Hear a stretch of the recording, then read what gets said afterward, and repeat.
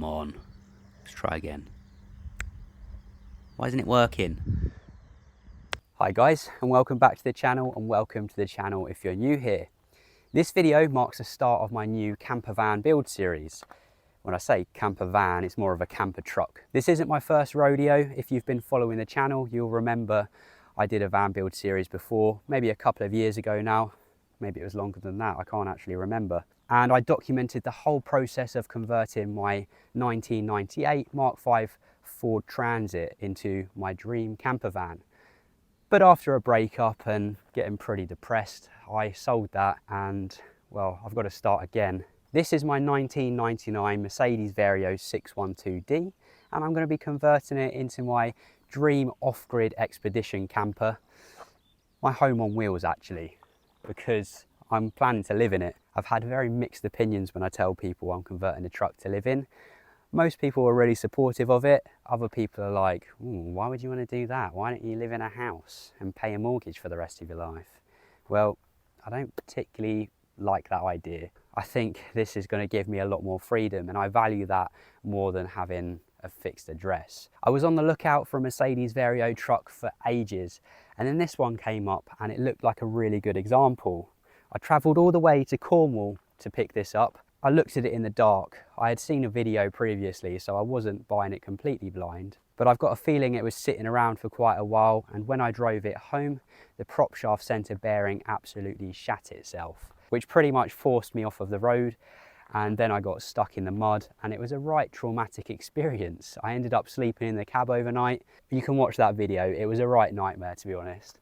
But I managed to get it home in the end, and I think it was worth it, even though it has tried to kill me again since, when the compressor regulating valve blew up. I wanted a really basic machine, and I've gone for a 1999 model, so it's pre all the emissions rubbish. It doesn't have an AdBlue system to go wrong. It doesn't have a DPF, a diesel particulate filter, which gets blocked up, and it has a very basic EGR valve, which won't cause me any problems. Let's just say that. I recently swapped the differential on it to give me a much better ratio, because originally this was a horse box and incredibly slow. Most of the time when you buy the box Varios, they are rotten around the bottom, all the way around. Whereas if you get a chassis cab type, it's very easy to see the condition of the chassis. I can look right in there all the way around it, and this one has a mint chassis. And then in the wheel arches, they've already been done, so I don't have to do that. That saves me a lot of work. I don't mind doing a little bit of welding, but I don't particularly want to rebuild the whole bottom third of the van, because most Varios are rotten all the way around the bottom.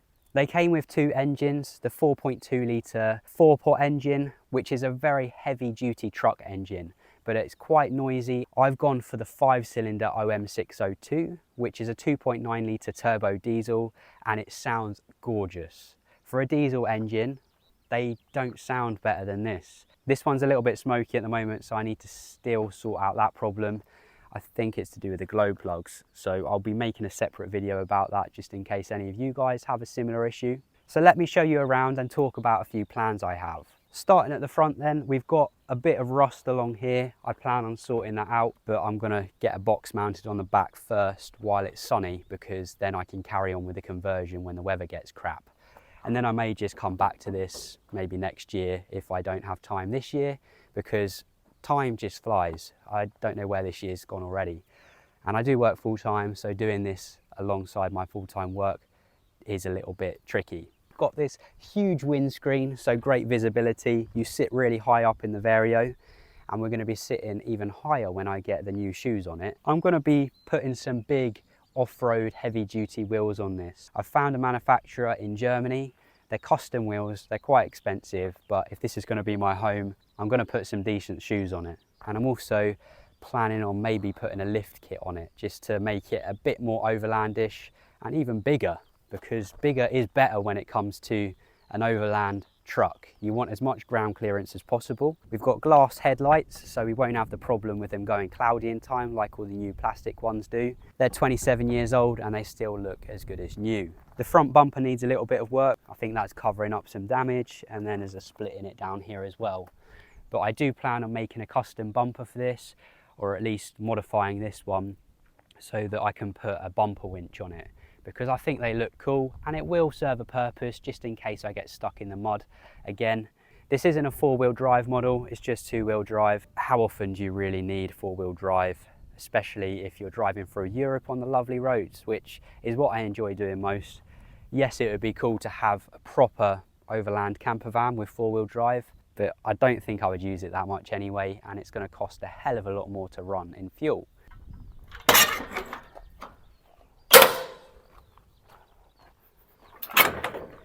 At the moment, this is a drop side, so the sides of the back drop down like that. This is soon going to be a Habitation box on the back of it. And for the Habitation box, I'm actually going to be using one of those fridge boxes they use for transporting groceries around. They're really well insulated. They're designed for keeping your food fresh. If I'm going to be living in an insulated fridge box, then hopefully it keeps me looking nice and fresh. What do you reckon? Probably not. But the plan is to strip the drop sides off. I think I'm actually going to keep this framework here. And then on top of that, I plan on mounting the fridge box. I think that's a good way to go. I want to maximise the space as much as possible, so I'll be bringing it all the way up here.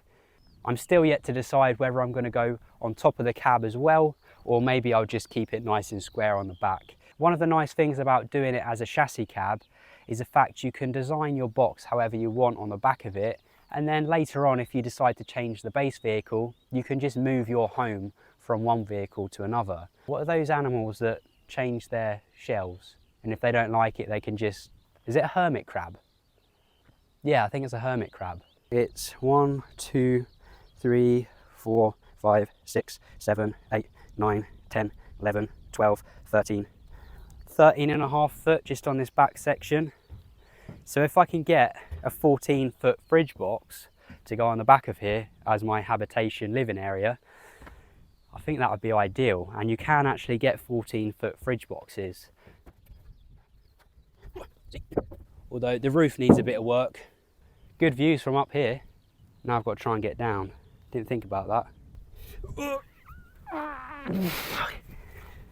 We've got the mirror cover on there. They usually go missing. It's a small amount of rust around this gutter here, which we can sort out. But overall, that door's in really good condition. And then the real selling point is the chassis. Just look at the condition of the chassis all the way through. It's a ladder chassis, so very strong. You can see I've already started work on the axle. Nice heavy duty wheels. Pneumatic parking brake. We are missing a mirror cap here, so if you guys know where I can get one of those, that would be great. Let me know in the comments. We've got our spare wheel under there with a carrier, and then there's a little bit more rust down here. Nothing major. The cab itself just needs a bit of a general tidy up. Things like this need sticking back properly, and then if we look in the wheel arches, you can see it's in really good condition, but it just needs protecting. Let's show you in the cab. I've already started working on the door cards. I've already done this side. I've just got to do the other side. That's much better. This was all faded before, and well, this was damaged, so I repaired it here. Look at that. Proper old school, but reliable. You're not going to have any electric window motors fail on you. And it's also got this little side lights, which is a nice feature of the Varios. Little quarter light windows. And up in here,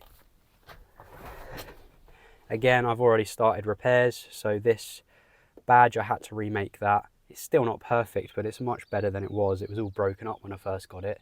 It's only done 224,000 kilometers, which is nothing for something like this. You can see it's got the tachograph in here if it's used commercially. You put your tacho disc in there. Obviously, I won't be using it for that. I hope you're looking forward to this new series as much as I am looking forward to making the videos. If you are, please don't forget to give this one a thumbs up. Consider subscribing to the channel if you're not already subscribed. It's completely free. And if you click that alarm bell and set notifications to all, you'll be notified when I post new videos.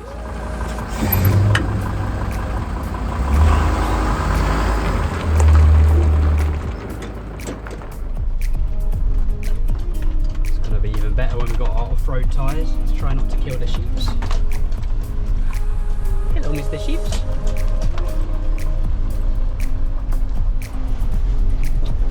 Yeah, it's a bit tight around here. That's fine. I'm not precious about the paintwork at the minute.